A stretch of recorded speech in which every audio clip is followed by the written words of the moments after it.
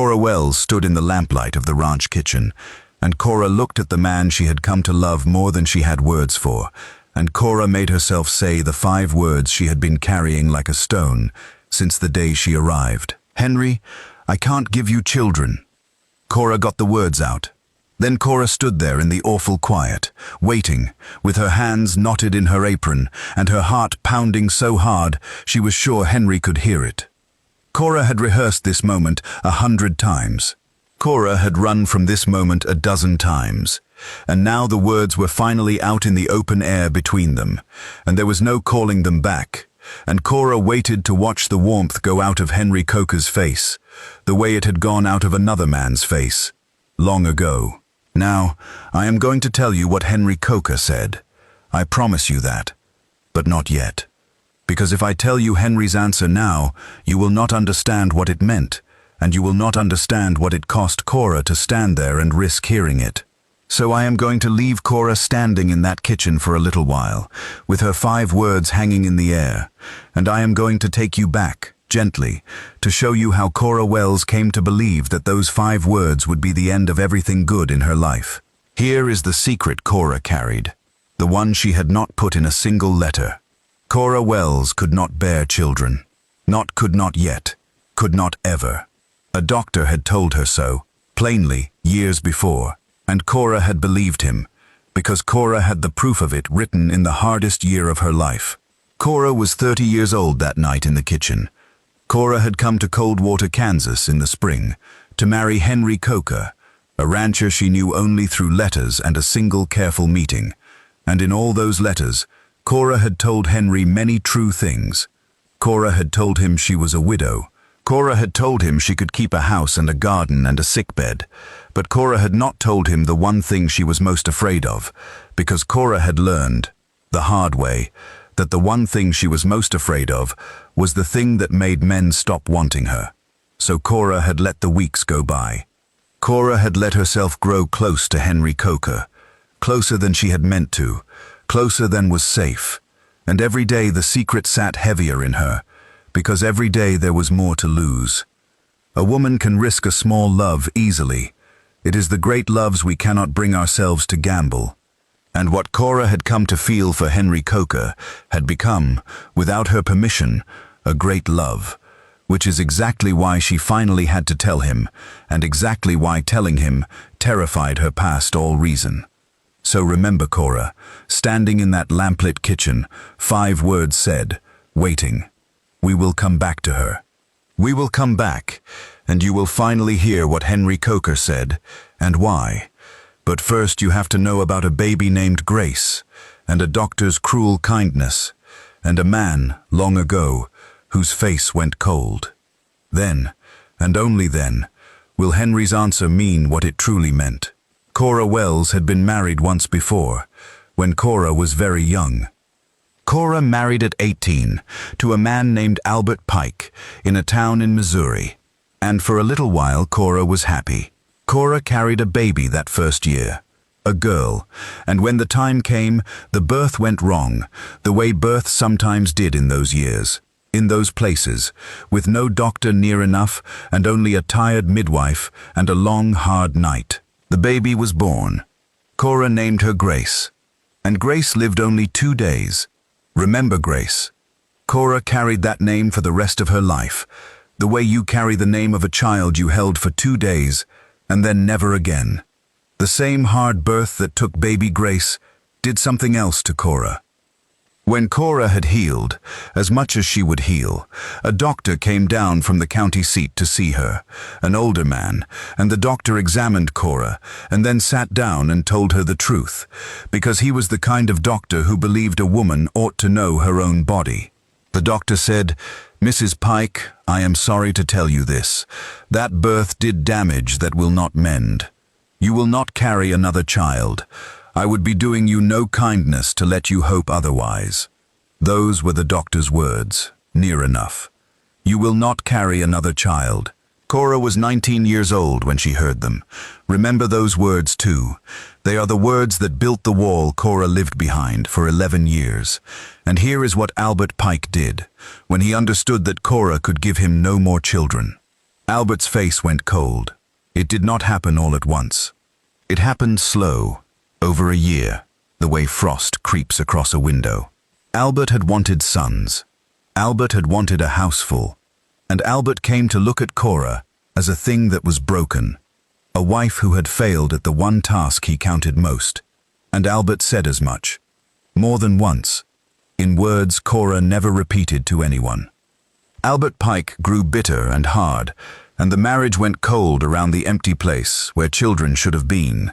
And when Albert died of a lung sickness 6 years on, Cora grieved him less than she grieved the girl she had been at 18, the one who had believed she was lovable. It was the small things from those 6 years that stayed with Cora the longest, not the cruel words, though there were those. It was the way Albert stopped reaching for her hand, the way he sat at the far end of the supper table, the way Albert would watch other men's children at church with a hunger in his face, and then look at Cora with something that was not quite hatred, but was a great deal colder than love. Cora learned, in those 6 years, to make herself small at her own table, the way an unwanted thing learns to take up as little room as it can. And though Albert was long dead by the time Cora came to Kansas, that lesson had not died with him. Cora still knew, in her bones, how to be the broken thing at the end of the table, braced for the cold. It was the only way she knew how to be married. That is the wall, brick by brick, and you can see now how high it stood. So that is the wall Cora carried to Kansas. Cora believed, deep down where belief lives, that she was a broken thing. That any man who learned the truth would do what Albert had done. The face would go cold. The warmth would creep away like frost across glass, and Cora would be alone again, only worse, because she would have hoped first. Now let me tell you about Henry Coker, because Cora did not understand Henry at all, and that misunderstanding is the whole heart of this story. Henry Coker was 36. Henry ran a good cattle ranch outside Coldwater, and Henry Coker had been an orphan. Henry never knew his mother or his father. Henry had been raised in a county orphan home in eastern Kansas, a big plain building full of children no one had claimed, and Henry had spent his whole childhood there, waiting. Henry told Cora a little about it, once, early on, though Cora did not yet understand why it mattered. Henry told her about a window. There was a tall window at the front of the orphan home, and the children would take turns sitting at that window on the days when families came to look at the children, hoping. Henry sat at that window many times, a small boy in mended clothes, watching the road, hoping that this time a wagon would stop and someone would come up the path and choose him. The wagons came. They chose other children, the babies, the pretty ones, the small ones. They did not choose Henry. Henry grew too old to be chosen, and aged out, and went to work on a ranch at 14, and built his life from nothing with his own 2 hands. Remember Henry's window. Remember the boy who sat there waiting to be chosen, and was not. Because a man who spent his whole childhood being the child nobody claimed, grows up to feel a particular way about children who have no one. Cora did not know that yet. Cora looked at Henry Coker, a strong man with a good ranch, and Cora saw a man who would surely want sons of his own blood, the way Albert had. Cora could not have been more wrong, and she could not have known it, because the truest things about a person are the ones they do not say out loud. Henry had told her about the window. He had not told her what the window had made him decide. That, Cora would only learn at the very end. Cora Wells had meant to keep her heart back. That was the plan. Cora would be a good wife to Henry Coker in all the ways she could. Keep his house, mind his health, be a steady companion, and she would keep one corner of her heart locked, so that when the truth came out, and Henry's face went cold, the loss would not destroy her. It was a good plan. It lasted about 3 weeks, because Henry Coker was not a man you could keep your heart back from. Henry was gentle in the small, unshowy ways that matter. Henry noticed when Cora was tired and did the heavy chores before she could reach them. Henry asked Cora's opinion about the ranch, real questions about real decisions, and then he listened to the answers, which no man had done for Cora in her whole life. Henry laughed easily, a good low laugh, and he made Cora laugh, which Cora had nearly forgotten how to do. And in the evenings, Henry and Cora would sit on the porch as the Kansas sky went down in colors, and they would talk, or not talk, and Cora felt, for the first time since she was 18, like a woman who might be lovable after all. And every single day, the secret got heavier, because every day Cora had more to lose. The first time Cora nearly told him was in the garden. It was a soft evening, and Cora and Henry were putting in the late beans, kneeling in the dirt side by side. And Henry said something easy about how good it was to have the place feeling like a home again, instead of just a house. And the words rose up in Cora's throat. "I have to tell you something, Henry. I can't give you children." The words were right there. Cora opened her mouth, and then Henry reached over and tucked a strand of hair behind Cora's ear. Just that, a small, tender thing, and Cora's nerve failed her completely, because the tenderness made it worse.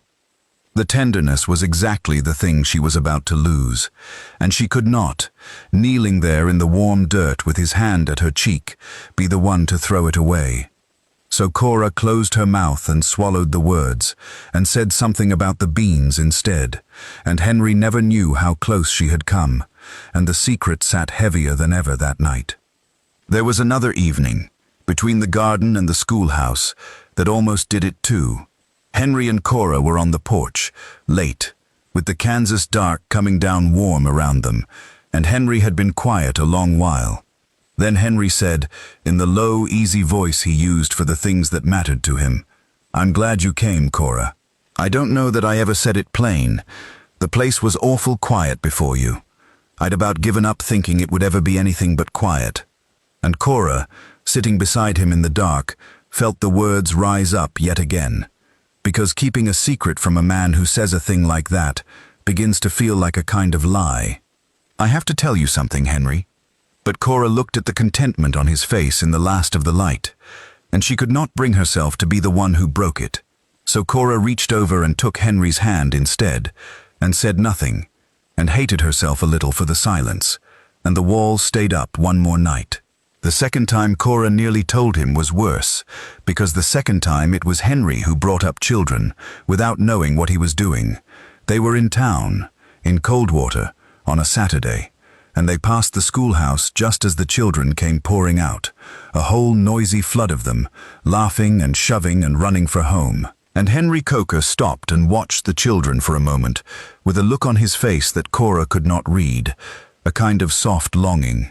And Henry said, half to himself, "A place ought to have children in it. A ranch with no children is too quiet a thing." Cora felt those words go into her like cold water. A ranch with no children is too quiet a thing. To Cora, it sounded exactly like Albert. It sounded like a man saying out loud the very thing she could never give him. Cora stood there on the street in Coldwater and felt the wall close back up around her, and felt sure, all over again, that the moment Henry learned the truth, that soft longing on his face would curdle into the cold she knew so well. What Cora could not know, standing frozen on that street, was that Henry Coker was not thinking of sons of his own blood at all. Henry was thinking of the orphan home. Henry was thinking of the window, and the road, and all the children there right now, waiting, the way he had waited. But Cora did not know about the window. Cora only knew about Albert, and the doctor's words, and the wall. So Cora heard a longing for children, as a sentence passed against her, and the secret grew so heavy that night that Cora hardly slept at all. The third time was the night in the kitchen, the night we started with. By then Cora had decided she could not go on living behind the wall, waiting for the truth to fall on her like a roof. The not telling had become its own kind of cruelty, to herself most of all. A woman cannot be loved while she is certain the love is built on a thing the other person does not know. So Cora made up her mind. She would tell Henry the truth, all of it, and let it end if it had to end, because the dread of the ending had become worse than any ending could be. And so we come back around to the lamplit kitchen, and Cora Wells with her hands knotted in her apron, and the 5 words finally said out loud.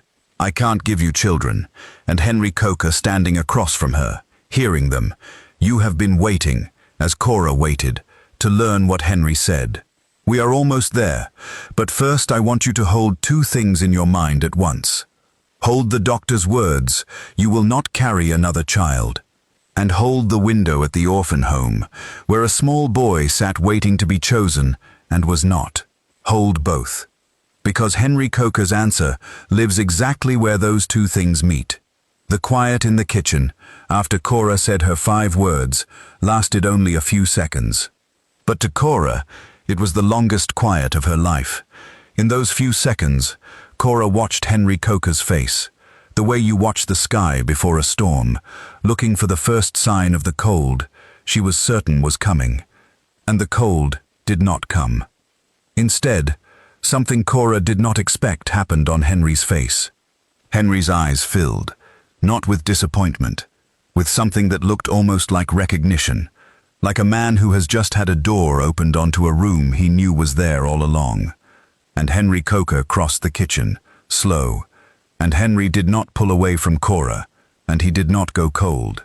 Henry took Cora's knotted hands in his own and gently worked them loose from her apron. And then Henry Coker leaned down and kissed Cora Wells on the forehead, soft, the way you kiss someone you intend to keep. And Henry whispered, "Then we'll adopt them all." Cora did not understand. Cora had braced so hard for the cold that the warmth made no sense. "What?" Cora said. "Henry, did you hear me? I said I can't. There won't be any children. Not ever. The doctor told me plain. I'm not. I can't. You wanted a houseful. You said yourself a ranch ought to have children." The words tumbled out of Cora in a frightened rush, as if she had to make Henry understand the size of what she was confessing, as if he had somehow missed it. And Henry Coker held Cora's loosened hands and said, "I heard you, Cora. I heard every word. Now I need you to hear me. Sit down. There's something I never told you, because I never told anybody, and it's time you knew it." So Cora sat, and Henry Coker, who was not a man given to long speeches, told Cora the thing he had decided at a window when he was a boy, and had carried, silent, for 30 years. "You know I grew up in the orphan home," Henry said. "I told you about the window. What I didn't tell you is what I decided, sitting at that window. I sat there year after year, Cora, watching wagons come and choose the babies and the pretty little ones, and leave the rest of us. I watched them not choose me until I was too old to be chosen at all. And I made myself a promise, somewhere in all that waiting. I promised that if I ever had a home of my own, a real one, with land and a roof and food enough, I would fill it with the children nobody else chose. The ones too old, the ones too plain, the ones still sitting at the window." Henry's voice was rough now. "I never told a soul, because it sounded foolish coming from a 14-year-old ranch hand with nothing. But I built this place with that promise underneath every board of it. I never wanted sons of my own blood, Cora. I never cared a thing about my own blood. My own blood left me at a county home and never came back. What I wanted, my whole life, was to be the wagon that stops, to be the one who comes up the path and chooses the child still waiting." Cora Wells sat very still, and the wall she had lived behind for 11 years began to come apart, brick by brick, as she listened. Because Cora was hearing something she had never once imagined could exist. Here was a man for whom her great secret, her great shame, the broken thing that had turned Albert's face to frost, was not a loss at all. It changed nothing he had ever wanted. The houseful Henry longed for was never going to be a houseful of his blood. It was always going to be a houseful of the unchosen. And Cora, who could not give him children of her body, could give him exactly the family he had wanted, since he was a small boy at a window. The very thing she thought disqualified her was the thing that fit his heart like a key in a lock. "But Grace," Cora said, and her own voice broke on the name, because she had to say it. She had to know if there was room in this for her grief. "I had a baby once, Henry. A little girl. Grace. She lived 2 days. I have never stopped grieving her. I need you to know she was real." I can't pretend she didn't happen just because we fill the house some other way. And Henry Coker did the truest thing of all then. Henry did not rush to fix it. Henry did not say the children they would take in would replace Grace, because nothing replaces a child. Henry just said, soft, Grace was real. Grace was your daughter. We'll keep her. We'll teach every child who comes through our door her name, and they'll know they had a sister named Grace who came first. Your grief comes with us, Cora. It doesn't get left at the door. There's room in this house for all of it. The grieving and the joy both. A big house has room for both. And that, more than anything else, was the moment Cora Wells finally let herself be loved. They were married properly that summer, Cora Wells and Henry Coker, in the little church at Coldwater, and Cora wore her grief and her joy both, the way Henry had told her she could. But the real story of that summer was the wall, and how it came down, because 11 years of belief does not fall in a single night, not even a night as good as the one in the kitchen. Cora had spent 11 years certain she was a broken thing. A forehead kiss and a beautiful speech do not undo 11 years all at once. There were days that summer when the old certainty crept back, when Cora would catch herself watching Henry's face for the first sign of frost, the way you keep checking a healed bone for the ache. And Henry Coker, who understood waiting better than most men ever would, was patient with the wall. Henry did not get frustrated when Cora's old fear surfaced. Henry just kept being the same man on Friday that he had been on Monday, the way the best people do, until slowly, Cora began to believe that the warmth was not going to creep away. Frost had taught Cora what to expect from a man. Henry Coker spent that summer patiently teaching her something else. Late that summer, Cora found Henry one evening sitting on the porch with a letter in his hand, and Henry's face had that soft longing on it again, the look Cora had once read as a sentence against her, and now understood completely. Henry had written to the county orphan home, the same one, the one with the window. "There's a boy," Henry said, 9 years old, too old for most folks to want. Been there since he was 4. The matron says he's quiet. Keeps to himself. Sits up front by the window most days. Henry's voice caught. Sits by the window, Cora. I can't stop thinking about it. A boy sitting at that same window I sat at, watching the road. Henry looked up at her. I'd like us to go meet him. Only if you're ready. There's no hurry, but I'd like us to go. And Cora Wells, who had once believed she had nothing to give, looked at her husband and felt something she had not felt since before Grace died. She felt useful in the deepest way a person can feel useful. She felt like the answer to someone's waiting. Yes, Cora said. Let's go meet him. Let's go this week. The boy's name was Samuel. He was 9, and he was quiet, and he had been sitting at the window for 5 years, watching wagons choose other children. And when Henry Coker and Cora came up the path, the way Henry had once prayed someone would come up the path for him, Samuel did not believe it at first. Samuel had stopped believing the wagon would ever stop for him. It took Samuel a long time to trust it, the way it had taken Cora a long time to trust Henry's warmth. But the Cokers were patient people. They knew about walls. They had each spent years behind one. Samuel was the first. He was not the last. Over the years that followed, Henry Coker and Cora Coker made good on the promise a boy had made at a window 30 years before. They filled their big quiet ranch with the children nobody else chose. The 2 old ones, the 2 plain ones, the ones still waiting. I will not pretend it was always easy, because raising the unchosen never is. Children who have learned not to be chosen do not heal overnight. But the Coker Ranch became, over the years, the wagon that stopped, again and again, for the children at the window. And every one of those children learned, early on, that they had a sister named Grace, who lived only 2 days, long ago, and who came first. Cora kept Grace. Henry had promised she could, and Henry kept his promises. The grief came with them, into the full and noisy house, and there was room for it, just as Henry had said. A big house has room for both. Years later, when the Coker Ranch was as full and loud a place as ever stood in that part of Kansas, a traveling preacher passing through asked Henry Coker how many children he and his wife had. And Henry, who had once been a boy nobody counted, looked around at the noise and the spills and the too many at the table, and Henry said he had lost count, and he said it like the proudest thing a man ever confessed. Cora Coker lived a long life on that ranch, surrounded by the children she had once believed she could never have. She had been told, at 19, by a doctor who meant to be kind, "You will not carry another child." And the doctor had been right. Cora never did carry another child. Remember those words, the ones that built her wall? They were true, but they were not the whole truth, because there is more than one way to fill a house, and Cora Wells Coker filled hers, fuller than most women ever manage, with children who needed her exactly as much as she had needed to be needed.